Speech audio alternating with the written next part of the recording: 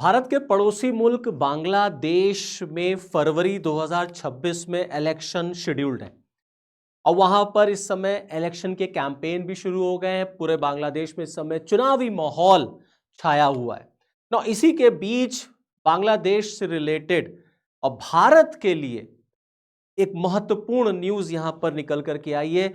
Geopolitical level पर एक बहुत बड़ा मूव, एक बहुत बड़ा चेंज यहां पर अमेरिका और बांग्लादेश के संबंध में यहां देखने को आपको मिलेगा। तो चलिए आज के इस वीडियो में इसी जियोपॉलिटिकल मूव पर हम लोग डिस्कशन करते हैं। So hello and I welcome you all to my this session. आप सबको मेरी तरफ से जय हिंद। नौ जब शेख हसीना बांग्लादेश से बाहर हुई, हम सबने देखा कि किस तरीके से वहां पर छात्र आंदोलन हुए और उसके बाद शेख हसीना को वहां से बाहर होना पड़ गया। वहां पर यूनुस की सरकार आई, इंटरिम गवर्नमेंट बनी। अमेरिका पे यह आरोप लगा कि इसके पीछे अमेरिका है, इसके पीछे डीप स्टेट्स हैं, इसके पीछे CIA है, क्योंकि अमेरिका को शेख हसीना की सरकार पसंद नहीं आ रही थी, क्योंकि Sheikh Hasina as per the America, as per Donald Trump काम नहीं कर रही थी और अमेरिकन इंटरेस्ट जो बांग्लादेश में थे वो फुलफिल नहीं हो पा रहे थे। इसी वजह से बांग्लादेश में रिजीम चेंज हो गया, अमेरिका ने रिजीम चेंज करा दिया। अच्छा, ऐसे कई एग्जाम्पल्स मिलते हैं, ये कोई पहला एग्जाम्पल तो है नहीं कि अमेरिका ने किसी कंट्री में रिजीम चेंज कराया हो। हाल के दिनों में आप देख लीजिए तो वेनेजुला है, ईरान है, तमाम ऐसे एग्जाम्पल्स आपको मिलेंगे। History is full of such examples जहां पर अमेरिका ने अपने अकॉर्डिंग जो रिजीम है उसको एस्टैब्लिश किया है, और अगर आपने अमेरिका की बात नहीं मानी तो अमेरिका आपके पीछे पड़ जाता है और अब वो आपके रिजीम को चेंज करा के ही मानता है। ये बांग्लादेश भारत के पड़ोस में एक बहुत बढ़िया उदाहरण है। और जब से मोहम्मद यूनुस की सरकार बांग्लादेश में आई तब से क्या हालात है बांग्लादेश के, हम सब देख रहे हैं। किस तरीके से वहां पर स्ट्रेट अवे मानवाधिकारों का उल्लंघन हो रहा, हिंदुओं के ऊपर किस तरीके से वहां पर अत्याचार हो रहा है, मंदिरों को कैसे तोड़ा जा रहा है, ये पूरी दुनिया देख रही है। तमाम वीडियोस, तमाम फोटोज जो हैं वो सोशल मीडिया पर, न्यूज़पेपर वगैरह में आपको मिलेगा। अब बांग्लादेश में क्योंकि इलेक्शन है, चुनावी माहौल है, हर पार्टी वहां पर चुनाव लड़ेगी, लेकिन अवामी लीग नहीं लड़ेगी, क्योंकि अवामी लीग को शेख हसीना की पार्टी को बैन कर दिया गया है। अब वहां पर जो दो तीन पार्टीज बड़ी दावेदार हैं, एक तो वहां पे BNP है, बांग्लादेश नेशनलिस्ट पार्टी, और दूसरा है आपके जमात इस्लाम, जो वहां पर इस बार इलेक्शन लड़ती हुई आपको नजर आएगी। अब यहां पर जो न्यूज निकल के आई है वो ये कि वॉशिंगटन पोस्ट की तरफ से एक वीडियो, एक ऑडियो जो है वो वायरल हो करके, वॉशिंगटन पोस्ट ने एक ऑडियो वायरल जो हुआ है उसको उन्होंने छापा है, जिसमें वो ये बता रहे हैं कि America wants friendship with Bangladesh Jamaat. जो कभी बैन था बांग्लादेश में, अमेरिका अब उससे दोस्ती करना चाहता है। बांग्लादेश के जमात इस्लामी जो पार्टी है, जमात इस्लामिस्ट पार्टी जो जो जो जो वहां पर बैन थी, उसके साथ अमेरिका दोस्ती करना चाहता है। यह एक बहुत बड़ा चेंज है। अब ऐसा क्यों है, अमेरिका इतना इंटरेस्टेड क्यों है बांग्लादेश में, और बांग्लादेश में भी अमेरिका जमात इस्लामी के साथ क्यों जाना चाहता है? दरअसल सर्वे बता रहा है कि जो माहौल इस समय बांग्लादेश में, क्योंकि आप सब जानते हैं कि बांग्लादेश इस समय totally under the control of Pakistan है, और पाकिस्तान के जो रेडिकल, जो एक तरीके से एक्सट्रीमिस्ट फंडामेंटलिस्ट आइडियोलॉजीज हैं, जो ग्रुप्स हैं, वो इस समय एक्टिव हैं बांग्लादेश में। और बांग्लादेश के इस समय जो हालात हैं उसमें यही पता चलता है कि आने वाले दिनों में वहां जो सरकार बनेगी वो भी ऐसे ही फंडामेंटलिस्ट, ऐसे ही रेडिकल ऑर्गेनाइजेशन की बन सकती है, ये सर्वे बता रहा है। तो अलग अलग जो सर्वेज आए हैं उसमें ये निकल के आया है कि जो जमात इस्लामी पार्टी है वो वहां पर सेकेंड नंबर पर है as far as popularity is concern.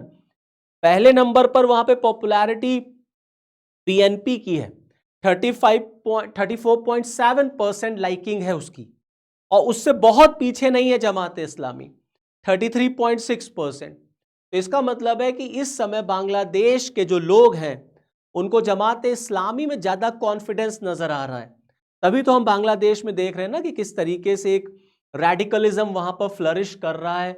अल्पसंख्यकों के ऊपर अत्याचार, हिंदुओं के ऊपर अत्याचार, मंदिर तोड़े जा रहे हैं, और टोटली बांग्लादेश को इस्लामिक आइडियोलॉजी पर, फंडामेंटलिस्ट आइडियोलॉजी पर कन्वर्ट करने की और उस पर उसको बेस्ड करने की कोशिश वहां पे हो रही है। तो इसी बीच अब अमेरिका को भी लगता है कि अब जमात इस्लामी के साथ दोस्ती करने का समय आ गया। ये वही पार्टी है, जमात इस्लामी, ये वो ग्रुप है जो कभी बांग्लादेश में बैन हो गई थी, और एक बार नहीं कई बार ये बांग्लादेश में बैन हो चुकी है। लेकिन आप देखिए वॉशिंगटन पोस्ट में ये न्यूज है कि America seeks to be friend with Bangladesh once banned Islamist party.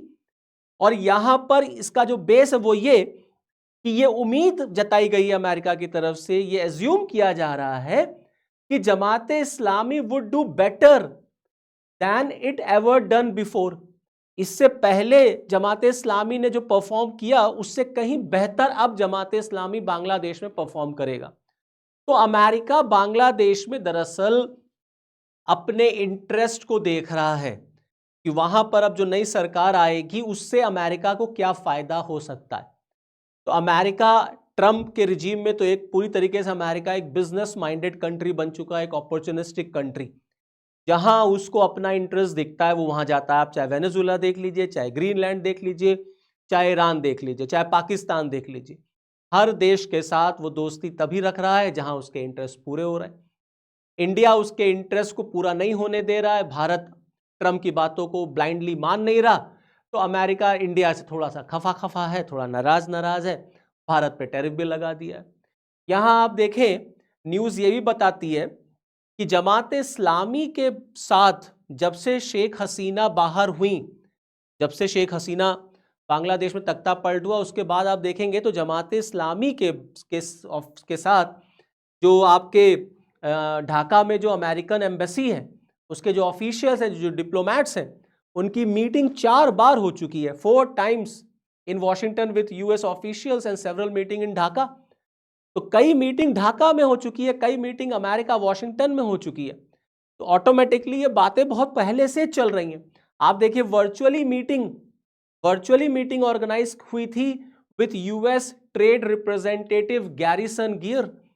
तो जो यूएस ट्रेड रिप्रेजेंटेटिव है गैरिसन गियर, उनकी वर्चुअल मीटिंग ऑर्गेनाइज हुई थी जमाते इस्लामी के मेंबर्स के साथ।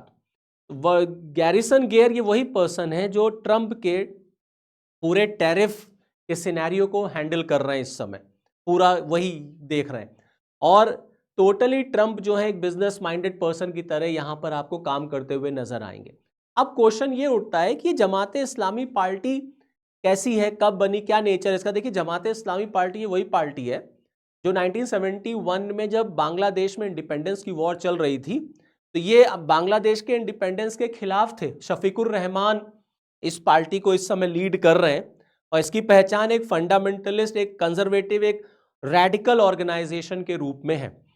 और ये प्योरली पाकिस्तान का समर्थन करते हैं and they did not want to get independence. इन्होंने 71 वॉर में पाकिस्तानी सेना के साथ मिलकर लड़ाई लड़ी थी, मतलब they were on the side of Pakistani army against Bangladeshi people.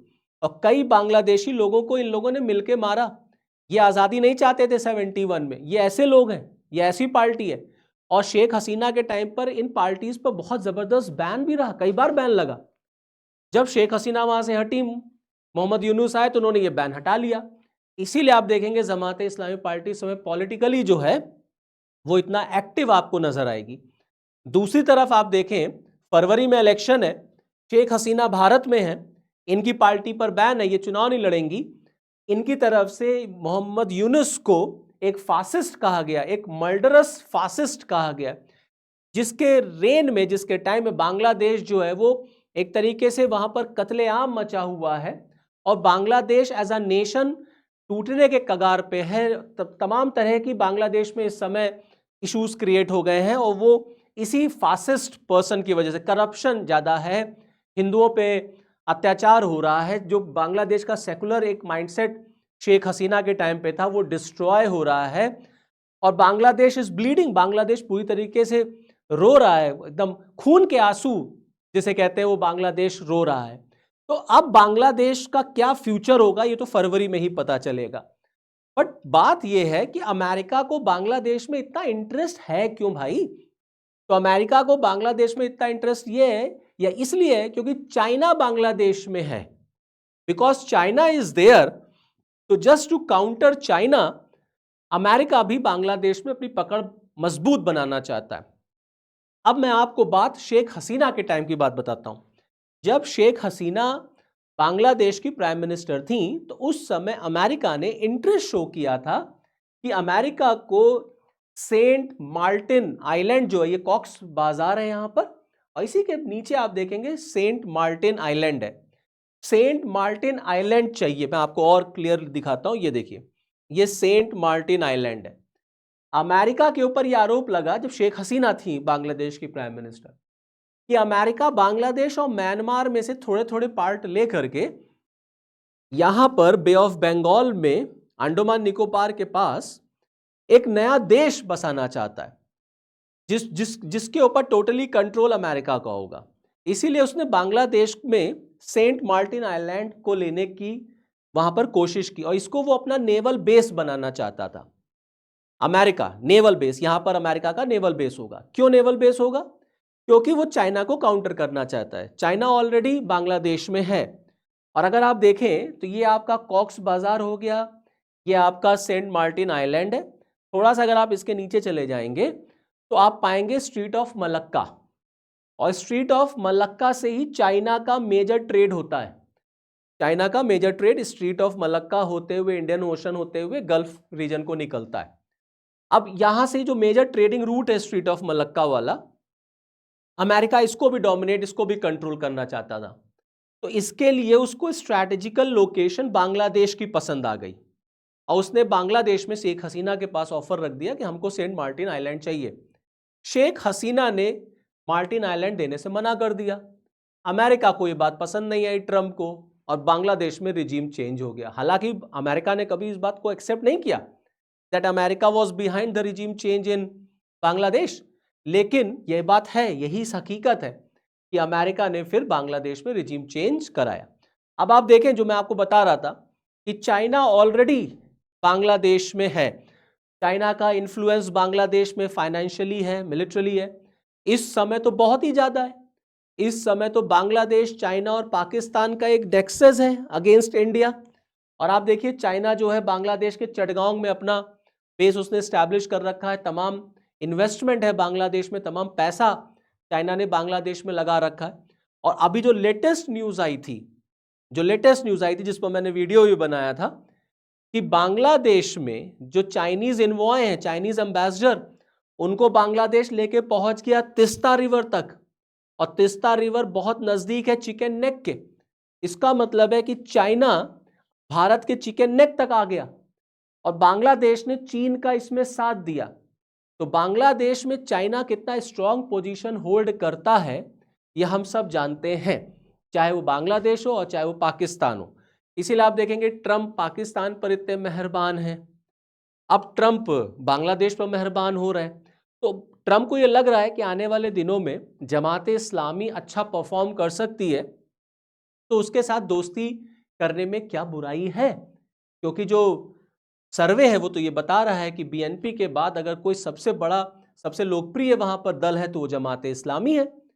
तो ट्रंप ने तुरंत दाना डालना शुरू कर दिया, और ट्रंप ने कहा कि भाई हम जमाते इस्लामी के साथ दोस्ती करना चाहते हैं। तो ये जियोपॉलिटिकल लेवल पर इस तरीके से खेल होता है।